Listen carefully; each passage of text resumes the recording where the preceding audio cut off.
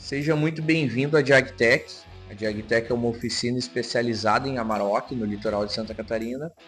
Nós estamos localizados em Tijucas, uma cidade próxima a Itapema, na verdade fica ao lado de Itapema.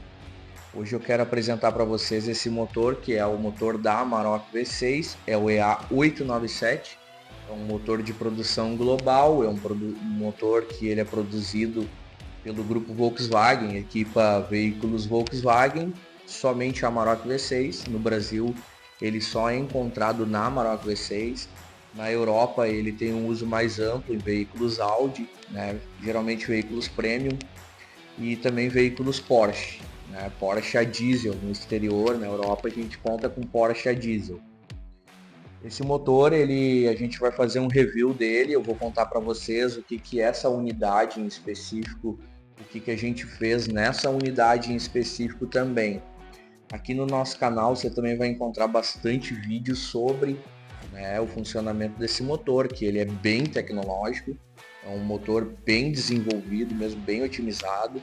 Ele já é um motor de segunda geração, né, é um motor que tem terceira geração prevista, né, para os próximos anos, e eu vou contar sobre essa segunda geração, que hoje é a geração mais atual do EA897.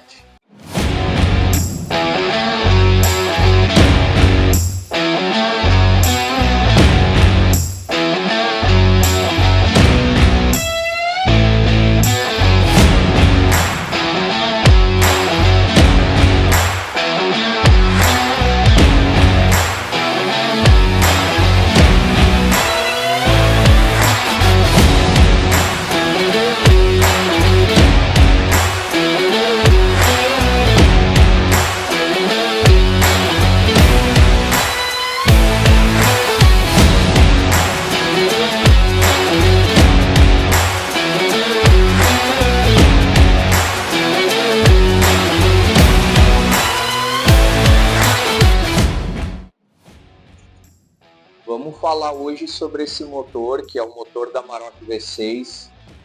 Esse é o motor EA897, tá? É um motor 3.0 V6. Ele desenvolve até 272 cavalos com overboost, um motor a diesel, com sistema como um rail Bosch. Em bloco V, 90 graus. É um motor de 24 válvulas, são 4 válvulas por cilindro. A razão de compressão dele é 16:1. Esse motor tem um bloco fundido em ferro cinzento. É bem tecnológico esse processo de fundição. Ele tem uma divisão bem aqui na parte do virabrequim, no centro do virabrequim. Esse bloco, ele permitiu, esse tipo de fundição, ele permitiu que esse bloco ficasse até quase 2 kg mais leve que as versões anteriores. Esse é um motor de geração 2, é um EA897 de segunda geração. Falando ainda sobre esse bloco foi gerenciado, otimizado desde a geração 1, e essa versão ela permite um aquecimento térmico até 18% mais rápido que a geração 1. Isso permite que o bloco aqueça, isso significa, né, que o bloco aquece cerca de 18% mais rápido na fase fria do que o bloco de geração anterior, que é o bloco de geração 1. Por que isso é importante? Por conta da lubrificação que esse motor trabalha. Ele precisa que o óleo trabalhe a quente. Temos vídeos também sobre a lubrificação desse motor, e é bem interessante dar uma olhadinha, porque é bem importante que esse motor trabalhe com a temperatura de óleo adequada. As camisas do cilindro desse motor foram otimizadas para reduzir a pressão dos anéis do pistão. Foi feito um procedimento, né, uma usinagem técnica nesse sentido. Então a gente tem uma diminuição da pressão nos anéis do pistão. Ele usa um virabrequim forjado, que é um CRMO S4. Esse tipo de virabrequim, ele tem um teor de carbono mais alto que a versão anterior. É um virabrequim forjado, né?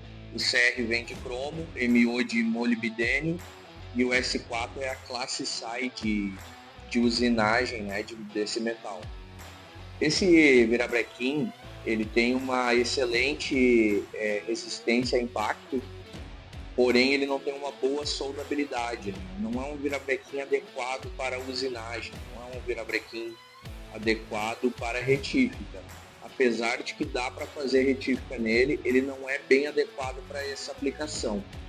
Esse motor vem originalmente com bronzinas bimetálicas, usa também pistões em alumínio fundido, né? Esses pistões em alumínio eles foram redesenhados e permite um menor atrito, né, do pistão contra a camisa.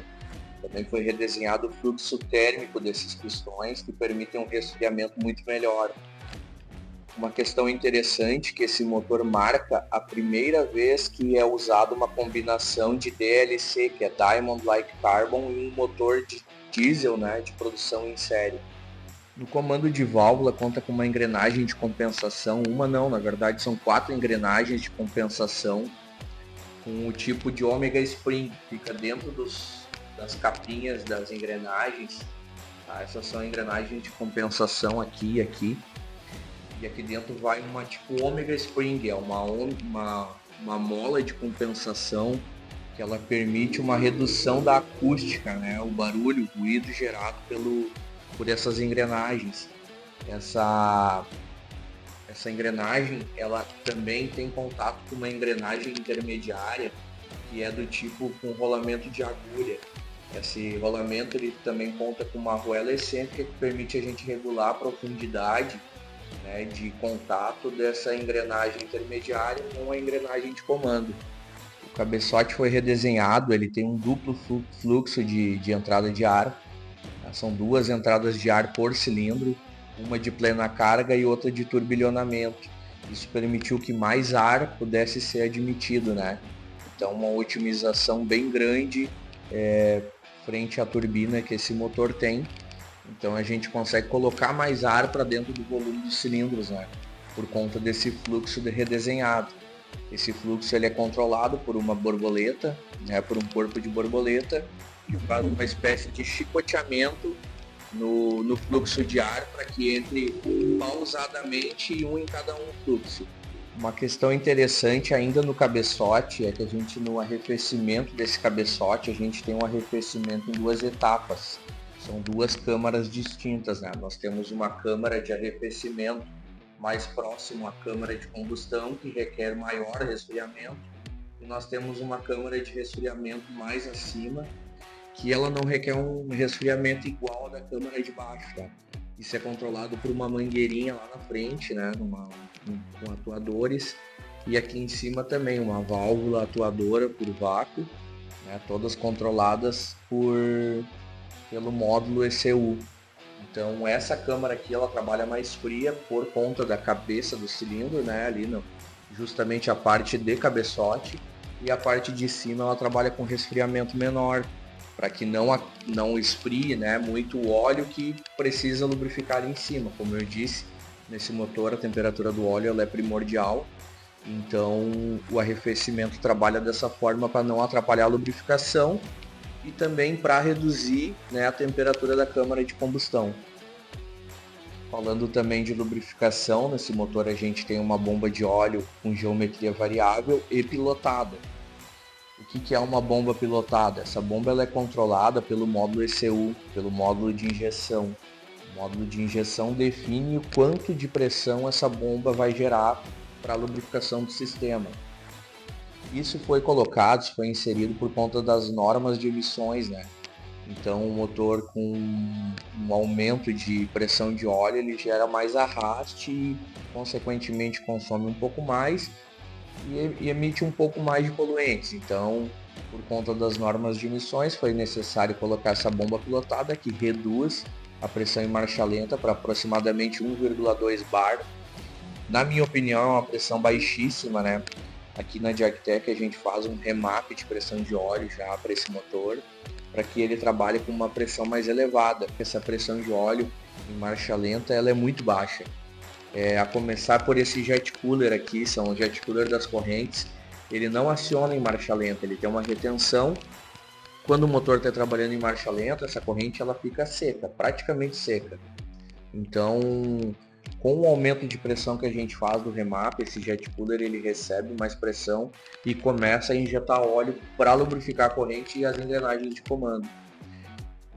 Um problema crônico desse motor é o desgaste desses comandos de válvula, e justamente por conta dessa baixa pressão de óleo. Ainda na parte de lubrificação e temperatura de óleo, a gente possui nesse motor também uma termostática de óleo, que é algo bem inovador. Essa termostática de óleo ela retém o óleo, né, dentro do bloco até ele aquecer aproximadamente 114 graus.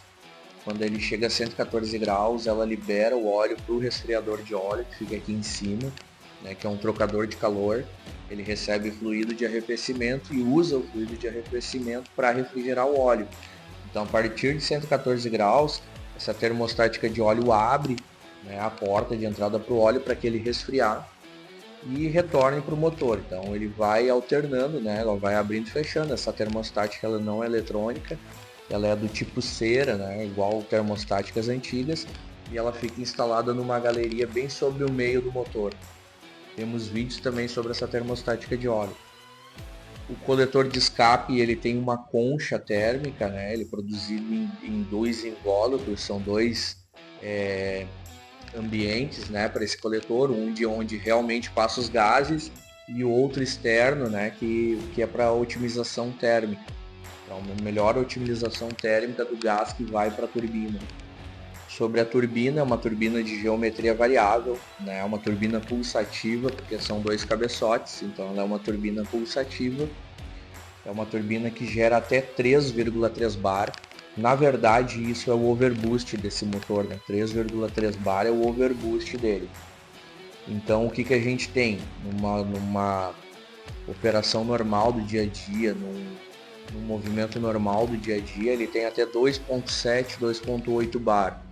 Em determinadas ocasiões, acima de 50 km por hora, o módulo ECU ele libera mais meio bar de pressão para que essa turbina dê um overboost, injetando mais 14 CV no motor do carro, nesse motor. Então, é em ocasiões bem específicas que acontece esse overboost, a partir de 50 km por hora até 110 km por hora, e com um limite de alguns segundos. Ele pode te liberar esses 14 CV adicional por alguns segundos. A potência original desse motor é 258 CV sem overboost e 272 CV com overboost.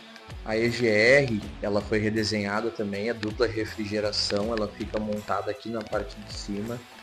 Nesse motor aqui ela não está montada ainda, é uma EGR de dupla refrigeração.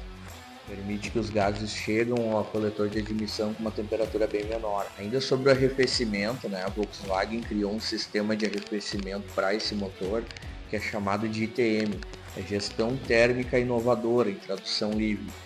O que é isso, tá? Permite que esse motor trabalhe com diversas zonas de temperatura diferentes.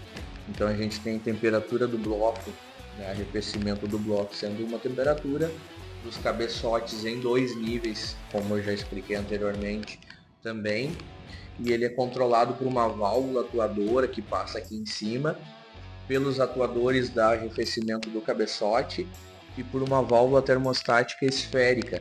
Ela tem um acionamento eletrônico, ela controla uma esfera que abre e fecha essa válvula termostática.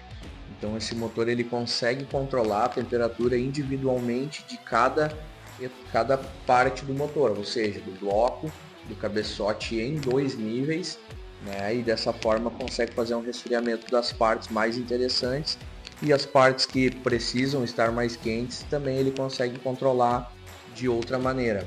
Conta com 33 sensores nos modelos europeus, né? Modelos da Audi, da Porsche.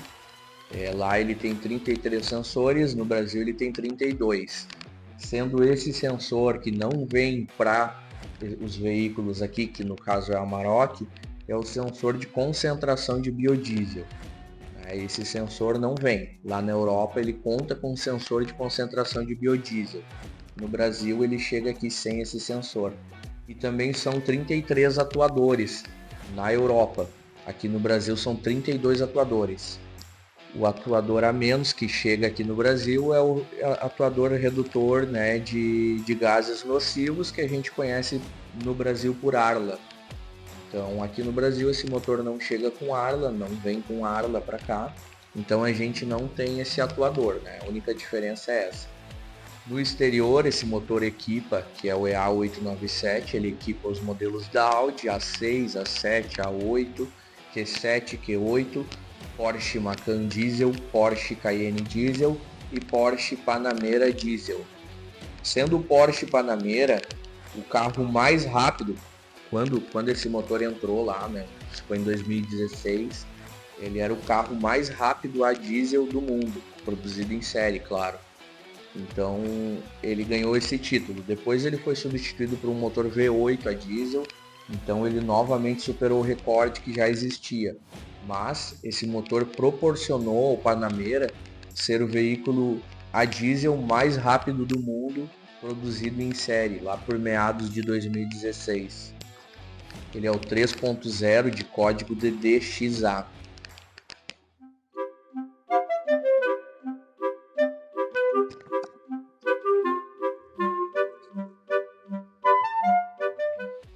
Então a gente vai falar um pouco sobre essa unidade em específico.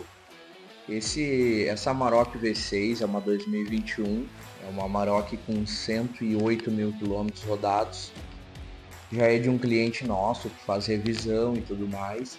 Essa Amarok conta com um remap bem agressivo, uma preparação bem agressiva, né? Esse motor é absurdo, o torque e a potência que ele entrega. Na sequência também eu vou colocar vídeos dele em funcionamento, né, de medições que a gente fez com esse motor. E esse motor ele teve um problema de lubrificação, né, porque ele é um motor com uma folga de óleo relativamente baixa, então precisa, né, quando tem muita potência, precisa de um upgrade de bronzinas, né, precisa de alguns upgrades. Esse motor ainda não estava com remap de óleo, não estava com remap de pressão de óleo. Após essa desmontagem completa que a gente fez dele aqui, a gente vai fazer um remap de pressão de óleo para acrescentar pressão de óleo em vários regimes, principalmente nos mais baixos, né, que é a marcha lenta. Como eu já mencionei, não injeta óleo nas correntes, não injeta óleo, não chega óleo nos engrenagens de comando, então isso causa um desgaste excessivo. Esse motor ele apresentou um desgaste bem acentuado na corrente, né, nessa corrente maior aqui, na verdade em todas, né, mas essa corrente maior foi a que mais sofreu, e ele estava com barulho, esse motor ele estava com um ruído, uma espécie de galope, né? Esse proprietário ele cuida bastante dessa caminhonete, ele é bem zeloso, ele usa só peças de performance, tudo premium, mas possivelmente, né, o proprietário anterior, ela não é de único dono, é uma 2021, com 108 mil quilômetros aproximadamente. Possivelmente o proprietário anterior negligenciou alguma troca de óleo, acabou gerando um desgaste bem acentuado em corrente, em comando de válvula, engrenagem intermediária, né? E por ela ter um remap bem agressivo, ela ter uma preparação bem agressiva, né, gerou um desgaste bem acentuado nas bronzinas. Nós abrimos esse motor preventivamente, né, porque ela já estava com esse ruidinho, ele resolveu que a gente abrisse e verificasse tudo. O que a gente não desmontou? A gente só não desmontou o cabeçote, porque a gente fez algumas medições anteriores e percebemos que não havia necessidade de desmontar esse cabeçote. Tá? Fizemos teste de vazão de cilindro, tem aqui no canal o teste de vazão de cilindro desse motor. Fizemos teste de estanqueidade de anéis, medimos ovalização de cilindro, brunimento de camisa, né? Toda essa parte a gente conseguiu fazer por baixo, porque essa junta de cabeçote ela é bem difícil de encontrar, tá? As peças desse motor, peças com qualidade, é difícil de encontrar no Brasil. Por que a gente não desmontou o cabeçote desse motor, tá? A gente mediu o fluxo da câmara de combustão antes, medimos estanqueidade de anéis, medimos brunimento de camisa, ovalização de cilindro, então não havia necessidade de abrir esse cabeçote. Até porque essa junta é original, ela ainda é de fábrica, né? As juntas disponíveis aqui elas são bem inferiores a essa que vem aqui, Aí a gente consegue essa junta importada, mas ia demorar muito tempo e não havia necessidade realmente, tá? Tava tudo ok lá. A gente já olhou com câmera, já viu tudo certinho.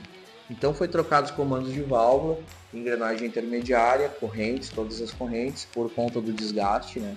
Gerou um desgaste radial e axial nos comandos de válvula, nas engrenagens intermediárias, no próprio virabrequim, né? Não no virabrequim, por conta do desgaste das bronzinas, né? Que gerou essa folga radial e axial. No virabrequim não havia folga axial, tá? Trocamos também o eixo de balanceador, tá? Trocamos o eixo balanceador porque ele tinha uma folga axial bem grande, já para prevenir, né? Já porque estava fora de norma. É importante lembrar isso, tem que trabalhar com norma. E outra coisa que eu queria relatar aqui também é que assim, ó, a metrologia do motor, né, quando você recebe um motor na oficina, a metrologia precisa ser obrigação da oficina, tá? Tem que fazer a metrologia em casa. Não confia em retífica, tá? Porque retífica tá bem difícil de achar uma retífica com qualidade, com serviço de qualidade. Então vamos fazer o serviço em casa, tá? Vamos conferir planicidade de cabeçote em casa, ovalização de cilindro, né? Desgaste de bronzina. Vamos conferir isso tudo em casa, micrômetro, súbito, né? São ferramentas essenciais para esse tipo de trabalho. Tem que aprender metrologia para não ficar refém da retífica. Você que tem Amarok, leve em alguma oficina que faça metrologia. A gente tem tido bastante problema com peças nacionais, né? Algumas importadas também, mas as bronzinas nacionais, às vezes a gente pede 8 jogos de bronzina para acertar um, para equalizar um jogo de bronzinas, né? Para deixar com folga acertada. Então imagina quem não faz a metrologia em casa, né? Vai lá e monta sem conferir, né? O carro dá problema, o motor sofre ainda mais, precisa abrir de novo, às vezes estraga outra coisa, muitas vezes até perde o motor, o cliente não fica satisfeito. Então o ideal é fazer a metrologia desse motor em casa, tá? Na oficina. Quando eu digo em casa, eu falo na oficina. E por falar em bronzinas, esse motor ele recebeu bronzinas importadas. São bronzinas alemãs de performance, bronzinas de competição. São bronzinas trimetálicas, como eu já mencionei antes. As bronzinas originais desse motor são bronzinas bimetálicas. Nós compramos um jogo, importamos um jogo de bronzinas trimetálicas com coating DLC. O que é o coating DLC? O Diamond Like Carbon. É uma camada superior, assim, que vai na última camada. É semelhante a uma pintura, né? Essa bronzina, ela tem como se fosse um teflon, né? Então ela reduz o arraste, ela reduz o atrito. Então quando eventualmente esse virabrequim vir a encostar nessa bronzina, ela vai, né, resistir muito mais sem afetar o virabrequim, por conta do DLC, que é um acabamento em diamante carbono. As bronzinas de bielas, elas são bronzinas sputter. O que são bronzinas sputter? As bronzinas sputter, ela tem uma aplicação diferente para a parte da biela e para a parte do colo da biela, aquela parte da capa da biela. Então a bronzina sputter, ela tem também coating DLC. Essa bronzina que a gente adquiriu aqui para esse motor também tem coating DLC. E ela tem uma aplicação diferente para os dois lados por conta, né, do próprio trabalho do motor. Então facilita que o motor trabalhe num regime muito melhor de atrito, né? Então são bronzinas importadas. Hoje a Jagtech tem fornecedores de peças de performance para esse motor, peças de altíssima qualidade, né, que vêm geralmente da Europa. Muitas dessas peças nós temos também a pronta entrega, né? Temos em estoque muitas dessas peças. Temos anéis, temos à disposição anéis de competição, anéis reforçados, né? Anéis de segmento para pistão, conseguimos bielas, turbina, né? Toda essa parte assim a gente temos fornecedores no mundo todo praticamente. É importante ressaltar que isso se faz necessário quando a gente trabalha um remap um pouco mais agressivo em um motor desse, porque algumas partes dele vêm assim, já vem no limite, tá? Por exemplo, bronzinas. Bronzina vem no limite. Você aumentou a potência, provavelmente você pode vir a ter problema com uma bronzina. Então se faz necessário muitas vezes fazer um upgrade mecânico também, não só eletrônico. Então essas bronzinas que foram instaladas nesse motor possuem uma qualidade muito superior, permitem, né, uma melhor equalização, a gente consegue trabalhar melhor, fazer uma equalização de bronzinas de mancais e de bielas, porque elas têm classificação também milesimal. Então dentro da aplicação standard, né, que é um motor sem retífica, ela apresenta a classificação milesimal, ou seja, né, por um erro de usinagem, né, imprecisão de usinagem de um mancal, de um colo de virabrequim, ser diferente de outro, a gente consegue compensar com essa compensação milesimal que essa bronzina nos permite. Dessa forma a gente consegue deixar todas as folgas de óleo equalizadas, né, tanto em mancais como em bielas. Esse motor que ele já possui com uma codificação de cor, que é um GGGR, né, ele usa 3 bronzinas amarela e uma bronzina vermelha. A gente está falando de uma diferença na casa de milésimos, geralmente são 6 milésimos entre a classificação de uma bronzina e outra. Isso tudo ainda dentro da aplicação standard, né? Ele é um motor totalmente standard, mas dentro disso ele ainda tem essa classificação milesimal. E no Brasil a gente não encontra bronzinas com esse nível de calibração e com esse nível de qualidade. Então a gente trouxe essas bronzinas da Europa, mais especificamente da Alemanha, e instalamos nesse motor, né? Então ele ficou assim com uma atualização incrível, né, que vai permitir que ele jogue toda essa potência no virabrequim.